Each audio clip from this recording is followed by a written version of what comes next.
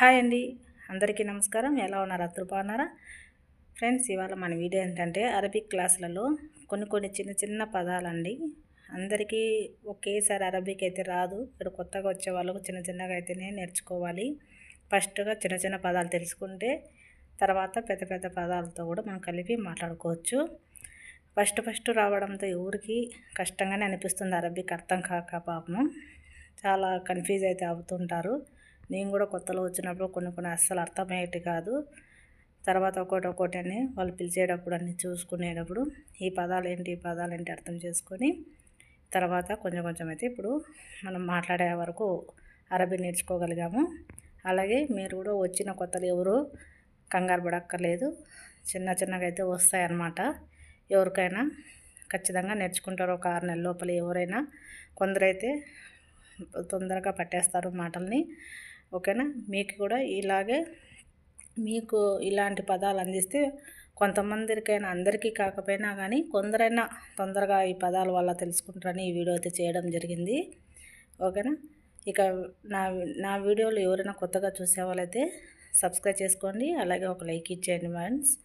ఇలాంటి వీడియోలు ఇంకా కొన్ని అయితే మీరు ఎంకరేజ్ చేస్తే ఇంకా కొన్ని వీడియోలు అయితే మీ అందరికీ అందజేస్తాను. ఓకేనా? ఇక వీడియోలోకి వెళ్దామా మరి.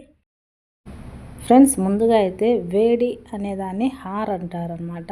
ఏదైనా వేడిగా ఉండే దాంట్లోని హార్ అంటారు. చల్లదన్నం అనేదాన్ని బారద్ అని పిలుస్తారనమాట. మెట్లు అనేదాన్ని దరాజ్ అని పిలుస్తారు.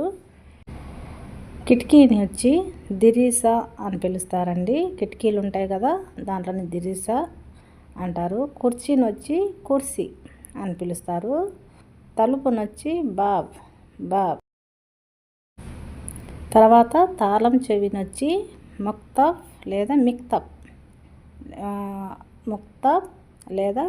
అనాలి. తాళం చెవిని. గదిని వచ్చి గురఫా అంటారు. మంట వచ్చి మంట ఏదైనా ఉంటే నార్ అని పిలిచాలి. కత్తి అని లేదా చాకుని సిచ్చిన్ అలా. కడాయిని అంటే మనం ఏం పొడి లాంటివి చేసుకుంటాం కదా, వాటిని మగ్ల. బొకెట్ని సతల్ అంటారు.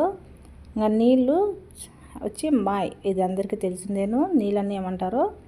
ఇకపోతే వంట గదిని మత్బక్ అని పిలుస్తారనమాట. ప్లేట్లని వచ్చి సహాన్ అని పిలుస్తారు.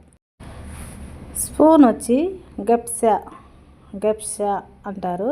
పాత్రలు లేదా గిన్నెలు వంట రూమ్లో ఉంటాయి కదా, వాటిని వచ్చి మావూన్ అంటారు.